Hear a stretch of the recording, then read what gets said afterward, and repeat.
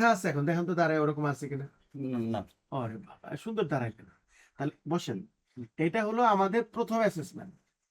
প্রথম অ্যাসেসমেন্ট ডেতে আপনি ভালো ফিল করতেছেন, কিন্তু আমাদের ট্রিটমেন্ট প্রসিডিউরে যেটা আসতেছে যে আপনাকে এখনো ইনফ্লামেশন আছে আপনার জায়গাটা, ওটা প্রদাহ বা হিলিংটা হলে আমরা শুরু করলে সুস্থ হবে। ক্লিয়ার কিনা?